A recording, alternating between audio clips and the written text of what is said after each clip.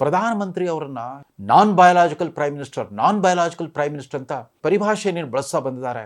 ಅದು ಎಷ್ಟು ಅವಹೇಳನಕಾರಿಯಾಗಿದೆ. ತನ್ನ ಭಾಷಾ ಪಾಂಡಿತ್ಯವನ್ನು ಯಾವ ಉದ್ದೇಶಕ್ಕಾಗಿ ಎಂಥ ವ್ಯಕ್ತಿ ವಿರುದ್ಧ ಪ್ರಯೋಗಿಸ್ತಾ ಇದ್ದಾರೆ ಅಂತಂದ್ಬಿಟ್ಟು. ಮೂಲತಃ ತನ್ನ ವ್ಯಕ್ತಿತ್ವ ಎಂಥದ್ದು, ಅವರ ಲೋಕಲ್ ಸ್ಟ್ಯಾಂಡೇ, ಭಾರತದ ರಾಜಕಾರಣದ ಅವರ ಲೋಕಲ್ ಸ್ಟ್ಯಾಂಡೇ ಎಂಥದ್ದು ಅಂತಂದರೆ ಸ್ವಂತ ನರದಲ್ಲಿ ರೂಟ್ಲೆಸ್ ವಂಡರ್, ದಿಲ್ಲಿ ದರ್ಬಾರ್ನಲ್ಲಿ ಈಸ್ ಅ ರೂಫ್ಲೆಸ್ ವರ್ಲ್ಡರ್. ಈಗ ಅಡ್ವೈಸರ್ ಆಗಿದ್ದ ಜಯರಾಮ್ ರಮೇಶ್ ಅವರಿಗೆ ರಾಜಕೀಯ ದೀಕ್ಷೆ ಕೊಟ್ಟಿದ್ದು ಮತ್ತೆ ಕರ್ನಾಟಕವೇ. ಜಯರಾಮ್ ರಮೇಶ್ ಅವರ ಉಪದ್ವ್ಯಾಪವನ್ನು ನೋಡಿದಾಗ ಅವ್ರ ಬಗ್ಗೆ ಬೇಜಾರು ಅನಿಸುತ್ತೆ. ಯಾಕೆ ಈ ವ್ಯಕ್ತಿ ರಾಹುಲ್ ಗಾಂಧಿಯ ಪ್ರೈವೇಟ್ ಸೆಕ್ರೆಟರಿ ಥರ ಆಡ್ತಾ ಇದ್ದಾರೆ?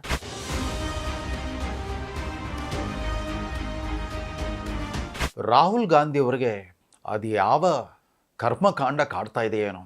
ಅವರ ಆಪ್ತ ಸಲಹೆಗಾರರು ಅನಿಸಿರೋರೆಲ್ಲ ಸುದ್ದಿಶೂರರು, ಶುದ್ಧ ಸುದ್ದಿಶೂರರು.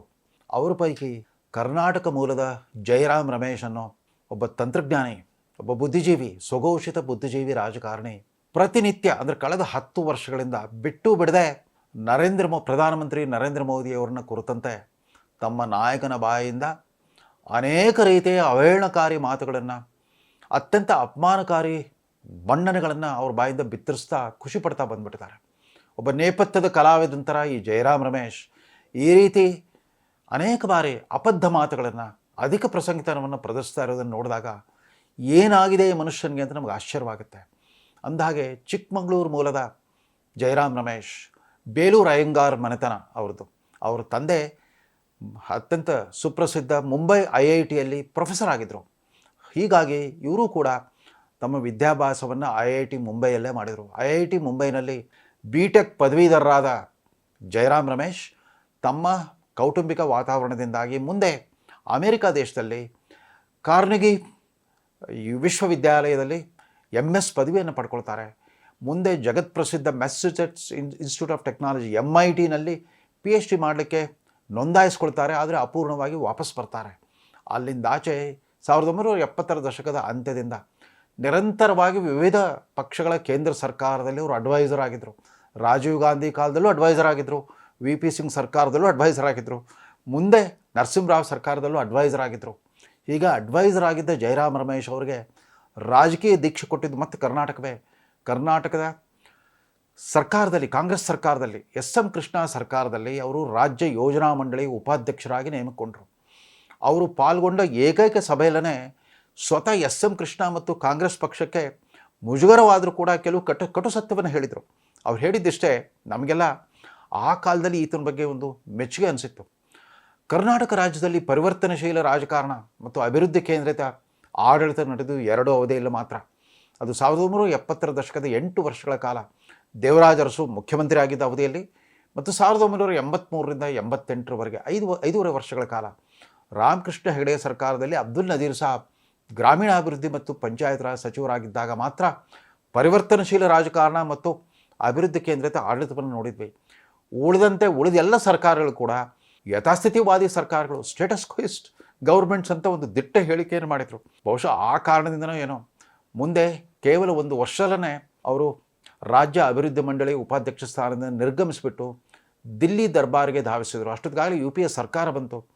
ರಾಜ್ಯಸಭಾ ಸದಸ್ಯರಾಗಿ ಮುಂದುವರೆದರು. 2009ರಿಂದ UPA ಸರ್ಕಾರದಲ್ಲಿ ಮಂತ್ರಿ ಆಗಿದ್ದರು, ಗ್ರಾಮೀಣಾಭಿವೃದ್ಧಿ ಮಂತ್ರಿ ಆಗಿದ್ದರು, ಕುಡಿಯುವ ನೀರು ಯೋಜನೆ ಮಂತ್ರಿ ಆಗಿದ್ದರು, ಕೊನೆಗೆ ಪರಿಸರ ಇಲಾಖೆಯ ಮಂತ್ರಿ ಕೂಡ ಆಗಿದ್ದರು. ಇಷ್ಟೆಲ್ಲ ಹಿನ್ನೆಲೆಯಲ್ಲಿರೋ ಜಯರಾಮ್ ರಮೇಶ್ ಮೊನ್ನೆ ಒಂದು ಹೇಳಿಕೆಯನ್ನು ಕೊಟ್ಟಿದ್ದಾರೆ. ಅದೇನು ಅಂತಂದರೆ ಅದು ಅವರ ನಾಯಕ ರಾಹುಲ್ ಗಾಂಧಿ ಅತ್ಯಂತ ಸುದ್ದಿ ಮಾಡಿರುವ ತಮ್ಮ ಅಮೇರಿಕಾ ಯಾತ್ರೆ ಆರಂಭ ಮಾಡೋ ದಿನವೇ ಜಯರಾಮ್ ರಮೇಶ್ ಮತ್ತೊಮ್ಮೆ ತಮ್ಮ ಒಂದು ಕುಚೋದ್ಯದ ಹೇಳಿಕೆಯನ್ನು ಬಿತ್ತರಿಸಿದ್ದಾರೆ.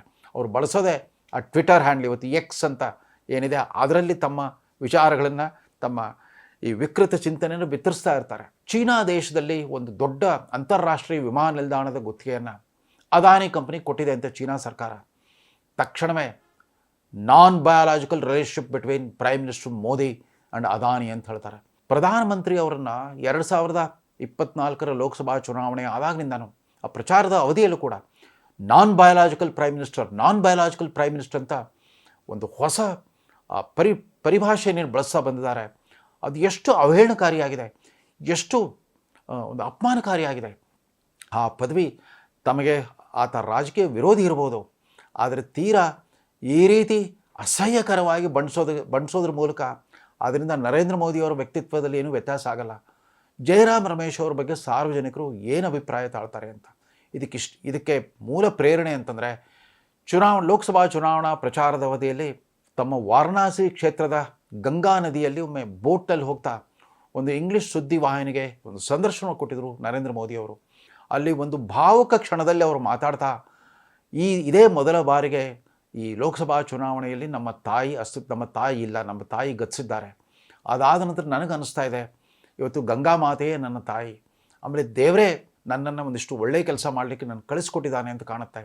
ದೇವರ ಕೈಯಲ್ಲಿ ನಾನೊಬ್ಬ ಭಗವಂತನ ಕೈಯಲ್ಲಿ ನಾನೊಬ್ಬ ಸಾಧನ ಇದ್ದಂತೆ ಅಂತ ಈ ಅರ್ಥ ಬರೋ ಮಾತುಗಳು ಹೇಳಿದರೆ, ಆವತ್ತಿಂದ ಇವರು ಈತ ತಾಯಿ ಹುಟ್ಟಿದ ಮಗನಲ್ಲ, ನಾನ್ ಬಯಾಲಾಜಿಕಲ್ ಪ್ರೈಮ್ ಮಿನಿಸ್ಟರ್ನು ಆ ಪದ ಬಳಕೆಯನ್ನು ನಿರಂತರವಾಗಿ ಮುಂದುವರಿಸ್ತಾ ಬಂದಿದ್ದಾರೆ. ಅದರ ಜೊತೆಗೇ ಕಿನಿಯಾ ದೇಶದಲ್ಲಿ ಕೂಡ ಒಂದು ಅಂತಾರಾಷ್ಟ್ರೀಯ ವಿಮಾನ ನಿಲ್ದಾಣ ಗುತ್ತಿಗೆಯನ್ನು ಈ ಅದಾನಿ ಕಂಪ್ನಿಯವರು ಪಡ್ಕೊಂಡಿದ್ದಾರಂತೆ. ಅಲ್ಲೂ ಕೂಡ ಅಷ್ಟೇ, ಮತ್ತೆ ಈ ನಾನ್ ಬಯಾಲಾಜಿಕಲ್ ಪ್ರೈಮ್ ಮಿನಿಸ್ಟ್ರಿಂದಾಗಿ ಇದು ಅವ್ರಿಗೆ ಅದಾನಿಗೆ ಸಿಕ್ಕಿದೆ, ಅವರಿಬ್ಬರ ನಡುವೆ ನಾನ್ ಬಯಾಲಾಜಿಕಲ್ ಸಂಬಂಧ ಅಂತೆಲ್ಲ ಮಾತಾಡ್ತಾ ಇದ್ದಾರೆ. ಅಂದರೆ ಈ ಮನುಷ್ಯ ತನ್ನ ಭಾಷಾ ಪಾಂಡಿತ್ಯವನ್ನು ಯಾವ ಉದ್ದೇಶಕ್ಕಾಗಿ ಎಂಥ ವ್ಯಕ್ತಿ ವಿರುದ್ಧ ಪ್ರಯೋಗಿಸ್ತಾ ಇದ್ದಾರೆ ಅಂತಂದ್ಬಿಟ್ಟು, ಮೂಲತಃ ತನ್ನ ವ್ಯಕ್ತಿತ್ವ ಎಂಥದ್ದು, ಅವರ ಲೋಕಲ್ ಸ್ಟ್ಯಾಂಡೇ, ಭಾರತದ ರಾಜಕಾರಣದ ಅವರ ಲೋಕಲ್ ಸ್ಟ್ಯಾಂಡೇ ಎಂಥದ್ದು ಅಂತಂದರೆ, ತನ್ನ ಸ್ವಂತ ಊರಾದ ಚಿಕ್ಕಮಗಳೂರಲ್ಲಿ ಈತ ರೂಟ್ಲೆಸ್ ವಂಡರ್, ಅವ್ರಿಗೆ ಬೇರುಗಳೇ ಇಲ್ಲ, ತನ್ನ ತಾಯ್ನೆಲದಲ್ಲಿ ಬೇರುಗಳಿಲ್ಲ. ಆಮೇಲೆ ದಿಲ್ಲಿಯ ರಾಜಕೀಯ ದರ್ಬಾರ್ನಲ್ಲಿ ಆತನ ಮೇಲೆ ತನ್ನದೇ ಆದ ಒಂದು ಪೊಲಿಟಿಕಲ್ ಮೇಲ್ಛಾವಣಿ ಇಲ್ಲ. ಈಸ್ ಅ ರೂಫ್ಲೆಸ್ ವಂಡರ್, ಇಲ್ಲಿ ರೂಟ್ಲೆಸ್ ವಂಡರ್, ಸ್ವಂತ ನೆಲದಲ್ಲಿ ರೂಟ್ಲೆಸ್ ವಂಡರ್, ದಿಲ್ಲಿ ದರ್ಬಾರ್ನಲ್ಲಿ ಈಸ್ ಅ ರೂಫ್ಲೆಸ್ ವಂಡರ್. ಒಬ್ಬ ನಿರಾಶ್ರಿತನ ಥರ, ರಾಜಕೀಯ ನಿರಾಶ್ರಿತನ ಥರ ಒಮ್ಮೆ ಹಿಂದಿನ ಆಂಧ್ರ ಪ್ರದೇಶ ರಾಜ್ಯದಿಂದ ಅದಾದ ನಂತರ ಕರ್ನಾಟಕ ರಾಜ್ಯದ ಅಸೆಂಬ್ಲಿಗಳಿಂದ ರಾಜ್ಯಸಭೆಗೆ ಹೋಗ್ತಾ ಇರೋ ಜಯರಾಮ್ ರಮೇಶ್ ಒಮ್ಮೆಯೂ ಕೂಡ ಒಂದು ನೇರ ಚುನಾವಣೆಗೆ ಸ್ಪರ್ಧಿಸೋ ಧೈರ್ಯ ತೋರಿಸಿಲ್ಲ.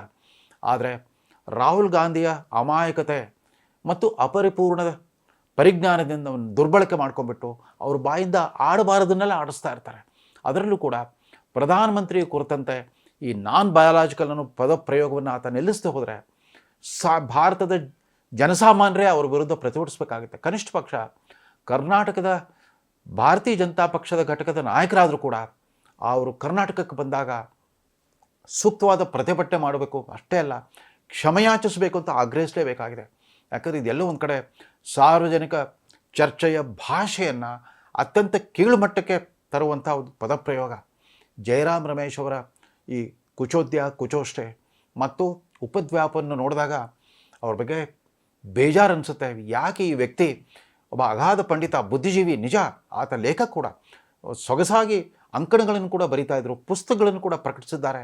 ಅಂಥ ವ್ಯಕ್ತಿ ರಾಹುಲ್ ಗಾಂಧಿಯ ಪ್ರೈವೇಟ್ ಸೆಕ್ರೆಟರಿ ಥರ ಆಡ್ತಾ ಇದ್ದಾರೆ, ರಾಹುಲ್ ಗಾಂಧಿಯ ವಕ್ತಾರರಂತ ಆಡ್ತಾ ಇದ್ದಾರೆ. ಅಲ್ಲೂ ಕೂಡ ಒಂದಿಷ್ಟು ಘನತೆ ಗೌರವ ಬರೋ ರೀತಿಯಲ್ಲ.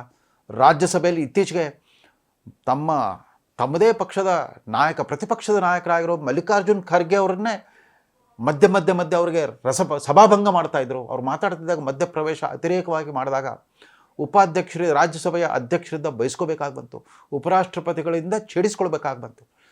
ತಮ್ಮದೇ ಪಕ್ಷದ ನಾಯಕರಿಗೆ ಮುಜುಗರ ತರುವಂಥ ಇಂಥ ಅನೇಕ ಚಟುವಟಿಕೆಗಳಿಂದಾಗಿ ಜಯರಾಮ್ ರಮೇಶ್ ಕೇವಲ ವಿದೂಷಕನಂತ ಆಗಿಬಿಟ್ಟಿದ್ದಾರೆ ಅಂತಂದರೆ ನಮಗೆ ವಿಷಾದ ಅನಿಸುತ್ತೆ.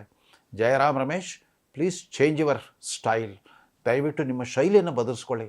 ನೇಪಥ್ಯದ ಕಲಾವಿದನಾಗಿ ರಾಷ್ಟ್ರದ ಹಿತಾಸಕ್ತಿ ದೃಷ್ಟಿಯಿಂದ, ನಿಮ್ಮ ನಾಯಕ ರಾಹುಲ್ ಗಾಂಧಿಯವರ ರಾಜಕೀಯ ಭವಿಷ್ಯದ ದೃಷ್ಟಿಯಿಂದ ಹೆಚ್ಚಿನ ವಿವೇಕವನ್ನು ಪ್ರದರ್ಶಿಸಿ.